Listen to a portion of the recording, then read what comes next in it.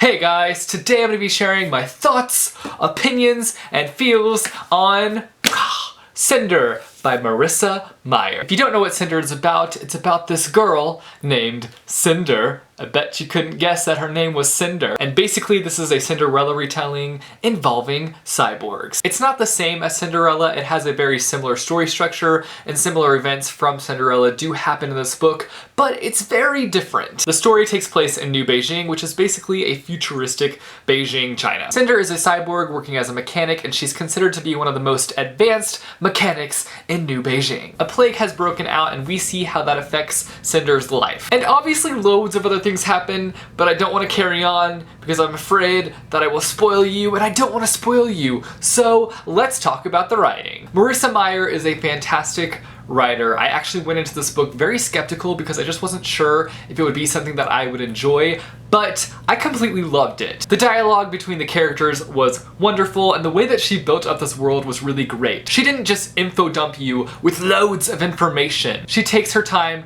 from start to finish to really build up this world for you so that you have a very clear image of what this world might look like. Now let's talk about the plot. The plot was consistently intriguing. There was never a moment within this book that I felt bored. I was completely entertained the whole way through. There were so many different elements within this story that really surprised me. The first one being the emotional aspect, because there's a lot of emotional things that take place within this book, and I was not expecting that at all. I was also pleasantly surprised by all the political talk that we get throughout this book. You're kind of seeing New Beijing from different point of views. You're seeing it from somebody who is just living and working in New Beijing, and then you're also seeing it from the government side. And oh my gosh, we need to talk about the characters because they were freaking-tastic. So good, so good. Cinder was a great main character, and it was really interesting reading about her character because she's obviously a cyborg, and so you're in the mind of a cyborg throughout this book, and it's just really interesting to see how she functions. And I loved Aiko.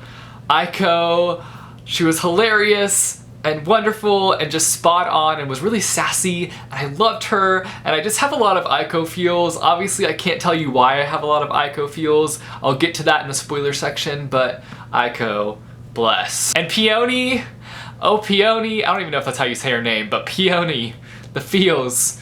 Oh, the feels. Something that I really liked about Cinder, comparing it to Cinderella, is that we get to see more of the prince. It's been ages since I've seen Cinderella, but I don't remember really getting to know the prince and Cinderella. So in this book, it's really nice that we actually get to know him and kind of figure out his personality and just what he's all about.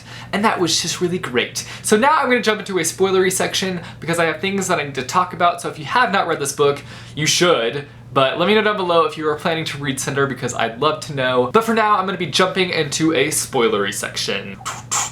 Spoilers! Okay, let's talk. I have things to talk about. I have a lot of feels. I actually don't have that much to say in the spoilery section, but I just have a lot of feelings because this book gave me a lot of feels. When we're first introduced to Cinder's stepmom, I actually didn't think she was too terrible, and so I thought, okay, maybe this will be like one of the things that's just different from Cinderella, like she won't be like the typical stepmom from Cinderella. But then Peony dies, and she completely turns into this terrible, frustrating, evil character. And I was so upset when Cinder got home from being with Prince Kai, and her stepmother makes her give her her foot, and then she goes to her room and she finds that Aiko is just completely destroyed. Like, just straight up destroyed. That just broke me, and obviously Cinder can bring Aiko back, I think, because she has her chip and everything, but still, in that moment, the feels were real. I'm kind of talking out of order here, but oh my gosh, the scene when Cinder is trying to save Peony and she just gets to her like a second too late and Peony dies. It was so sad. Oh my gosh. Also just really frustrating because Cinder is like incapable of showing emotion. She's incapable of like crying. She's incapable of just like breaking down and crying, basically. Like, she just can't show emotion. And so people like the stepmother, Adri, just straight up thinks that Cinder is this heartless monster when she just can't show emotion, but on the inside she's hurting. Now let's talk about Queen Levana, or should we call her Queen Terrifying, because she's straight up terrifying. I am scared of Queen Levana. The way that she's able to manipulate people's minds into believing and trusting in her. And she can also manipulate the way that she looks. Like, just so scary. It's just scary. Also, we get a little peek of some of the things that she's done. Just some of the things. Like, I imagine she's probably done a lot of terrible things in her life. Like how she murdered her own sister and injured her stepdaughter's face because she was afraid that she was too pretty. Like, stop. So evil. Like, queen evil up in here. So the big, massive plot twist at the end when we find out that Cinder is, dun dun dun, Princess Celine.